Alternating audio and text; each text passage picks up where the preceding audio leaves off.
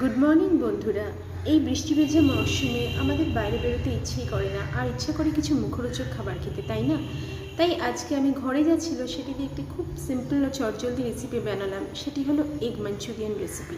চলুন দেখা যাক রেসিপিটি কিভাবে আমরা বানাই।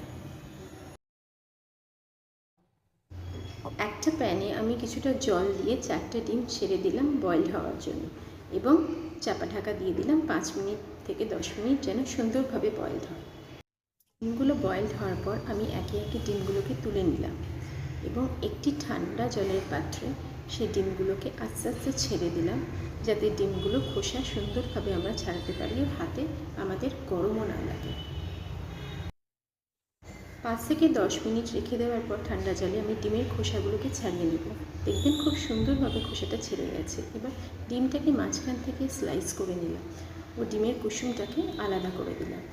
আর ডিমের যে হোয়াইট অংশটা আছে সেটা ভালো করে চপড করে নিলাম প্রত্যেকটা। এবার এর মধ্যে 2টো কাঁচা লঙ্কা দিলাম, একটু পেঁয়াজ কুচি দিলাম, একটু আদা কুচি দিলাম, একটু রসুন কুচি দিলাম। তার সাথে দিলাম ধনের গুঁড়ো, জিরের গুঁড়ো, তার নুন, হলুদ গুঁড়ো, কাশ্মীরি লঙ্কার গুঁড়ো, 2 টেবিল চামচ ময়দা, আপনারা বেসনও ইউজ করতে পারেন, এবং হাফ টিস্পুন আমি দিলাম পোস্ত। এর সাথে দিলাম কিছুটা 1/4 কাপ ধনে পাতা কুচি, আর জল দিলাম অল্প অল্প করে মাখার জন্য, ব্যাটারটা যেন খুব বেশি পাতলা না হয়। এবার ফ্রাইং প্যানে আমি কিছুটা 2 চামচ হোয়াইট অয়েল দিয়ে ওই মিশ্রণটিকে ছোট্ট ছোট্ট গোল গোল শেপ করে ফ্রাই হতে দিলাম। লো মিডিয়াম ফ্লেমে এগুলোকে ভাজবেন।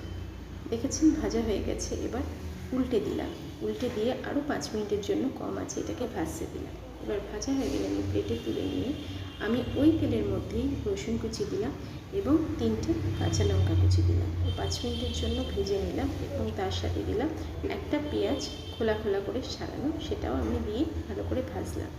তার সাথে দিলাম 2 টেবিল চামচ আমি টমেটো সস, 1 টেবিল চামচ আমি সয়া সস দিলাম, এর সাথে দিলাম 1 টেবিল চামচ ভিনিগার, এবং দিলাম 1 টেবিল চামচ গ্রিন চিলি সস। দিয়ে ভালো মতো মিশ্রণটিকে নাড়ালাম এবং 5 মিনিটের জন্য ফুটতে দিলাম।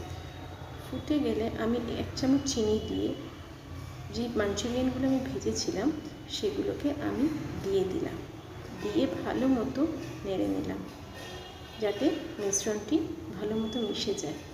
লাস্টে দিলাম আমি কিছুটা পেঁয়াজ পাতা, এর সাথে স্মেলটাও ভালো হবে এবং একটা সুন্দর দেখতেও লাগবে। দেখেছেন খুব সুন্দর দেখতে লাগছে। তারপর এটাকে 5 মিনিট হতে দিয়ে আমি প্লেটে তুলে নেব এবার সার্ভ করার জন্য।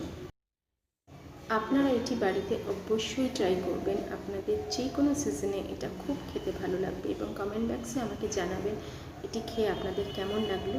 সবাই ভালো থাকবেন, সুস্থ থাকবেন।